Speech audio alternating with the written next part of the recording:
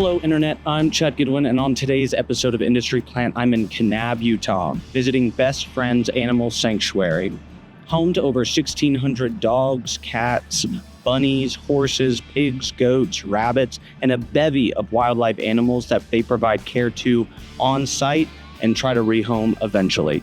We'll also be staying in their Roadhouse, their pet-friendly boutique motel, and spending the day touring the sanctuary, learning from the staff, and of course, meeting a lot of adorable animals. Let's make some friends.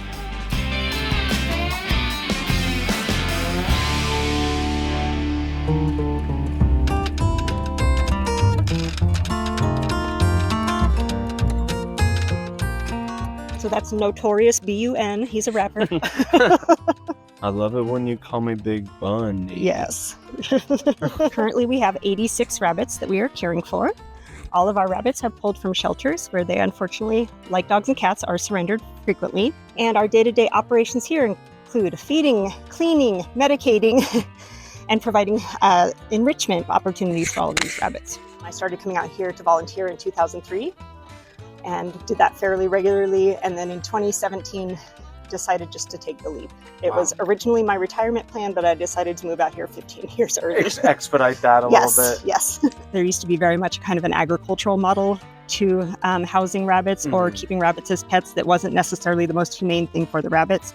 And now we're kind of seeing it finally catch up and us finally being able to advocate for rabbits the way we'd like to. What do you think are some of the bigger misconceptions about rabbits? I would say the most common misconception is kind of the Easter Bunny myth that a rabbit, because of the way they look, is a very cute, plush, cuddly toy that wants to be carried around all day by a toddler. Rabbits are prey animals. You know, their wild ancestors are eaten by many things. To them, the act of picking up is like being picked up by a hawk or by a coyote. So they're having some ancestral, generational they are trauma. having a life or death fight or flight. Yes, exactly. So they kick really hard and unfortunately often get dropped, especially if the child is young or they get injured in that kicking process. Yeah, so the little holes in the back wall are tunnels. All these guys have this indoor access as well as outdoor access that's even larger than this, so there's plenty of room. I like to talk a lot about the ruby-eyed whites. We have a lot of these. These are the hardest ones to find homes for because people have superstitions, unfortunately, about red eyes. But I always say of domestic rabbits, ruby-eyed whites make the best pets. For unfortunate reasons, they were for many generations deliberately bred to be used in research facilities. What's the process like for trying to bond them? So they're side by side, and each day we're swapping them.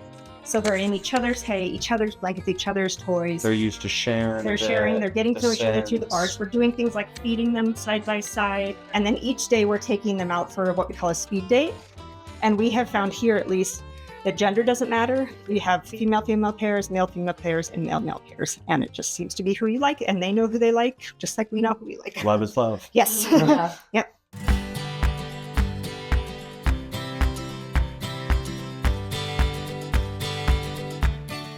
Here at Parrot Garden, we have about 130 birds. Everybody here is a parrot.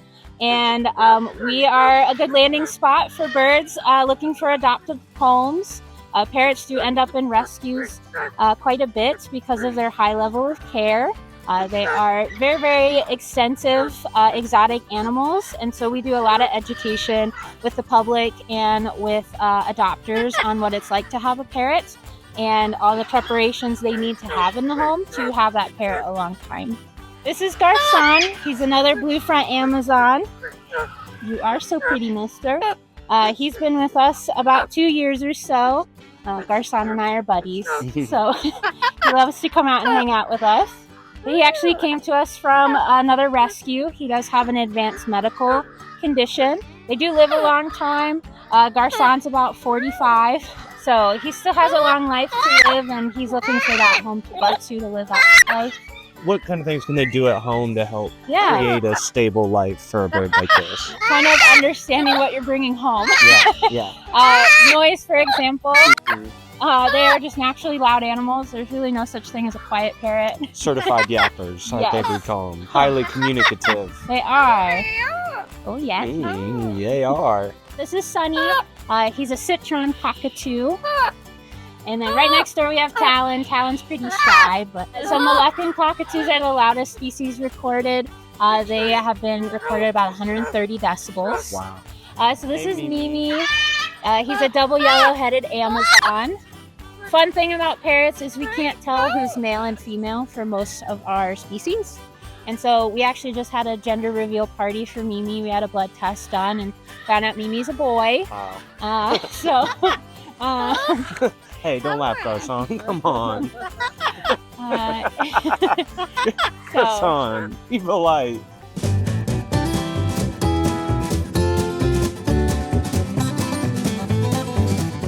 So I pretty much work with everything people-centric at the sanctuary. So I'm working with getting all the visitors to come to the sanctuary, and then once they get here, showing them everything about the sanctuary, getting them excited about our work and our mission, making sure that they get their hands on a pet when they come to the sanctuary.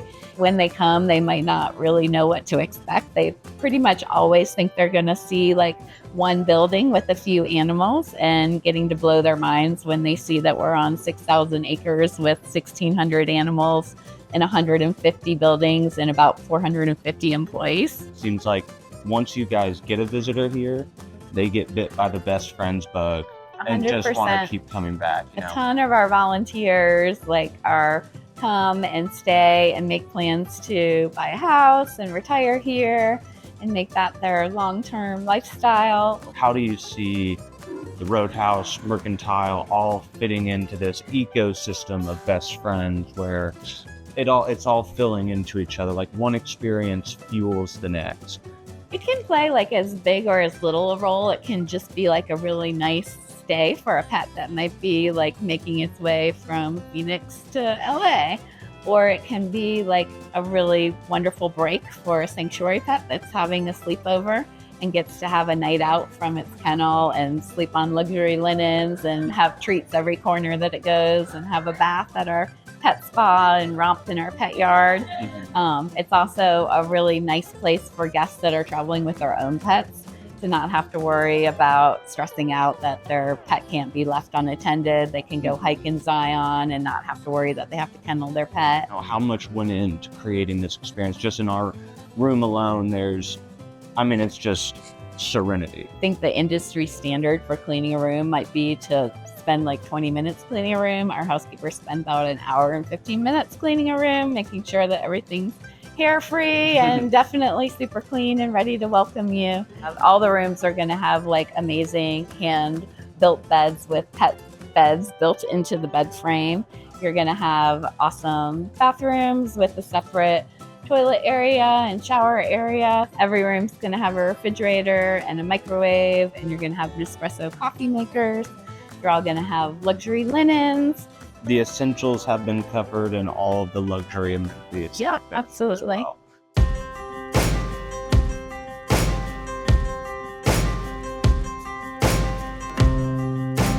The horses were what Allie was most excited to see. So I oversee all of the equines, since we have more than just horses, but I also oversee Piggy Paradise and the goat barn. And how'd you get involved? I started, first I came through and adopted a dog from here, and then I applied for a job and started working in Dogtown 28 plus years ago, and lo and behold, here we still are. So we've got a pretty wide variety of horses and donkeys and mules in our care. Unfortunately, we do get calls to assist with cruelty or neglect cases. And so we absolutely bend over backwards, do our utmost whenever law enforcement or animal control reaches out for help. We also work with other rescues and sanctuaries in our region, really to help support them. And then we also do take in owner surrenders. Most common reasons that we'll end up with owner surrenders are, sadly, as people age, sometimes they get to the point or have major medical situations where they become unable to care for their animals. Or sometimes, this was Dad's horse and Dad has passed and we live in an apartment and we don't really have the means to take this. So we assist with that as much as we're able. We also see a lot where people have, with really great intentions, adopted wild Mustangs and taken them home and not really understanding just how much skill and knowledge is needed to work with unhandled horses. What are some of those small things that people just might not know about horses behaviorally? They sort of get swept away by the picture or the like, he's so beautiful. And they get sort of lost in the romance. And yes, they can be beautiful and majestic and stunning doing these amazing feats, but that might not be the best match for you. Horses need to have their feet trimmed and cared for on a very regular basis. They need to have annual dental care. They can have very complex dietary needs. There's a ton of information that goes into their care that is really necessary to give them a good quality of life. For example, Emma is a very, very sensitive horse who's fantastic, but she's not ever going to be appropriate for a beginner. And so if somebody applied to adopt Emma that wasn't the right match, we would really direct them towards somebody else that is, if we have that horse. For us, it's more about matchmaking rather than getting the numbers out. So Snicky the pony came to us. He was one of those that arrived from an animal control neglect situation. He was used as one of those birthday party ponies that would do pony rides. So he's going straight to heaven. You get an automatic pass if that's your job. So these are two little miniature donkeys. Sisters, Annie and Coco. They're both roughly 6 years old. And another situation where their humans just got to a point in life where providing care was getting challenging and they needed to downsize. And if we have donkeys or mules that need training, I end up doing a lot of it because I love it so much. And I actually don't end up training with them so much as I end up negotiating. It has to be mutually beneficial for both of us.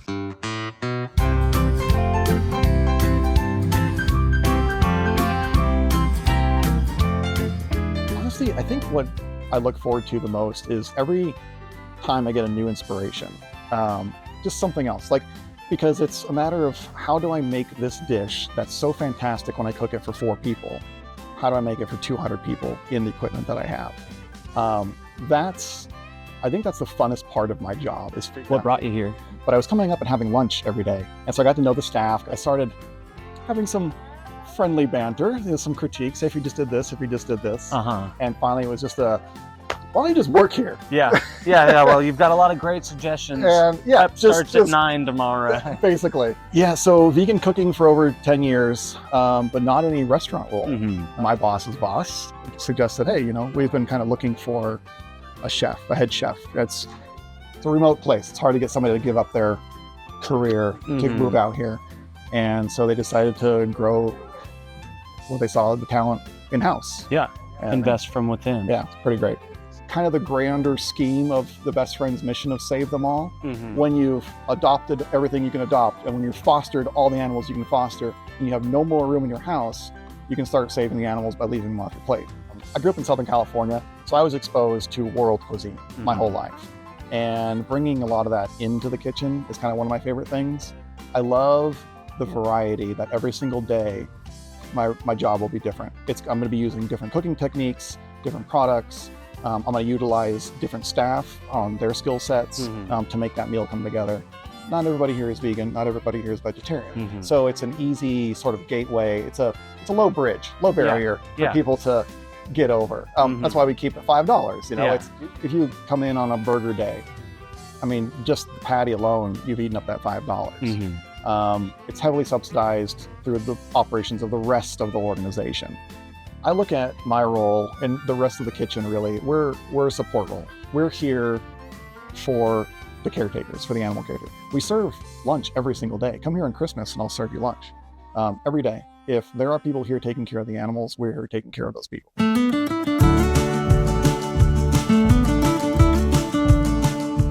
Hi, I'm Bart Richwolski, and I'm the supervisor here at Wild Friends. We're a wildlife rescue center where we bring in native Utah wildlife, rehab them, and then we get them back out into the wild when we can.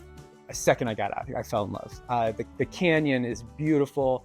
Everywhere you look, everything was just, the buildings and enclosures were incorporated into the environment rather than cutting things down to create space for the building. So just the philosophy behind taking care of the wildlife within their natural habitat just like did it for me. So before I even left, I applied for the job, and 2 months later I was moving out. I'm a licensed wildlife rehabilitator, so I spend a lot of time during the summer, which we call baby season, back in our rehab center, bringing in animals, putting them through medical treatments, feeding, cleaning, the typical husbandry stuff for animal care. And then the other portion of my job is it's kind of administrative. I oversee a staff of 5 other people. Last year we saw 83 unique species. Wow. This year, we're in mid-October, but we've seen 68. So my team has to know 68 or 83 natural histories, diets, medical treatments, how to release, when to release, what other animals can they hang out with in our rehab center, which ones can they not. So, well, I think I'd like to learn a little bit more as well. You want to take us on that Yeah. short hike? We'll check some things out. For sure, yeah. So we have about 48 pigeons in that enclosure there, mostly former racing pigeons. Wow. Well, these are all the ones that ended up either getting hit by a car. They live their lives out here unless someone wants to adopt them, which is really cool because these guys are great because they're quiet, they're easily handled. That's Reginald, aka Reggie. I'll go in there to feed him. He'll kick me a few times. I let him wear himself out, and then we're cool, and then he lets me do my thing. So these guys are called Patagonian cavies, C-A-V-Y, or Patagonian Mara. A lot of people confuse them for capybara, very closely related. I call them the scrawnier versions of them. So like if they were gym goers, like the capybara are the ones lifting weights, the cavies are the ones, like they're the marathon runners. They're on the treadmill all day. Yeah. Very thin and scrawny, but they can run almost like 40 miles an hour. It's crazy. Wow. I'm being so thin. We actually got them from a zoo in Puerto Rico that had to get shut down. A hurricane came through and damaged a lot of the enclosures. So they were sending out animals. Hey, sweetheart, you want to come up and say hi to the camera? Loki. Wow. Good girl. Thelma, this is Thelma and Louise. Thelma is running away right now. She's shy. It's okay, girl. Because in the state of Utah, they're considered nuisance animals. I'm not even allowed to rehab them in our rehab center. Like, it's just flat out, if you get a call about them, you call DWR. DWR goes out and euthanizes, which I think is the worst possible thing in the world. Yeah. That you can't tell who's to decide which animal has the right to live and who doesn't. I think they all have the right to be able to be rehabbed and saved and everything.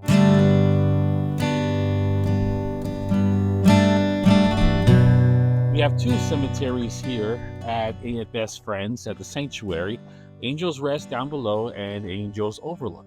So again, my name's Josh. I'm the manager here at Angels Rest. I've been working here at Best Friends for about 8.5 years.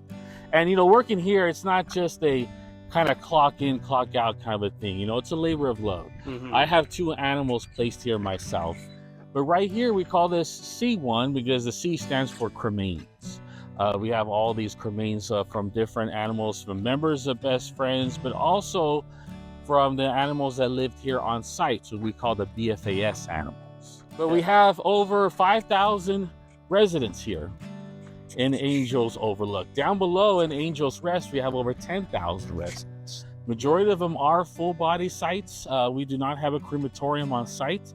So when the animal does pass on, we try to pass it and place them in as natural surroundings as much as possible. No plastics or anything like that. They usually get wrapped in their favorite blanket, maybe some cotton sheets, and then they get placed back into the earth. Now, last year, you can see a difference. We had a very bad monsoon storm that did quite a bit of damage on August 8th of last year.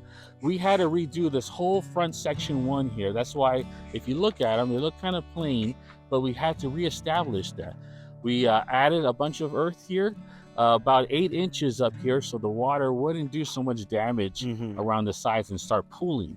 Some of these rocks were scattered throughout all this whole front section here. It's a good memorial for the animals that live, that are, their final resting place are right here. Well, and it kind of speaks to kind of what you guys are doing and taking all these pieces, all of these little rocks were somebody's favorite pet, most, highly cared for, loved, animal. So when we do have a placement, all these little guys, the caregivers come and they get to tell stories about them and their interactions, and maybe when they first got here to the sanctuary and what it was like and how they changed in time. And so it's very special to hear those. We have over 1,500 wind chimes. Down below, we have about over 2,700 wind chimes. All the ones hanging up like that, they're all usually in the key of D. So when they go off, they're very harmonious and bounce off. And we make the sails down below. We laser inscribe those in house. And so if you were to order wind chimes, which we still offer those on our website on the memorial page, they either can be sent out to your personal house or they could stay here at either the Rest or the Overlook. Like I mentioned, this started out around 1992. This is what we call the garden area, where it all started right here. The last Thursday of every month, we have our blessing over there. And then we get to reflect on some of the animals that have passed away during the month here at the sanctuary. We also invite people to come here and talk about any animals that have passed on in their past and wanted to reflect on some of their stories. We get to do that here, which is very special. All these sites right here, there are mainly cats and dogs. But we do have smaller animals out here like fish and lizards and ferrets. And anything you would consider part of the family, we have out here.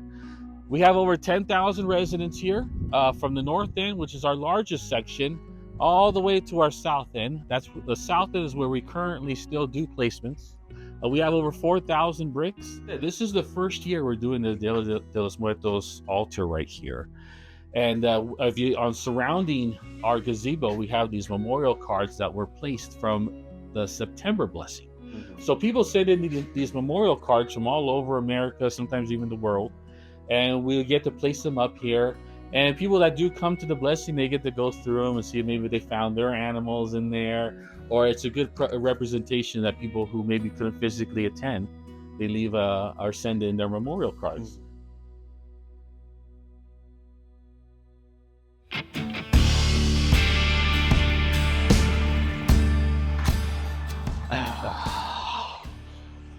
Well, folks, it's time for me to check out here at the Roadhouse, but it has been an incredible past few days. I can see why so many first-time volunteers end up as lifelong best friends. If you want to find ways to get involved with best friends to help them care for these animals here and all across the nation, visit their website, bestfriends.org, to find out about volunteer opportunities, donation efforts, and of course, how to get involved with a shelter near you. And if you like this video and you want to see more vegan adventures, make sure you like, comment, subscribe, all that good stuff, and together we can save them all. See you next time.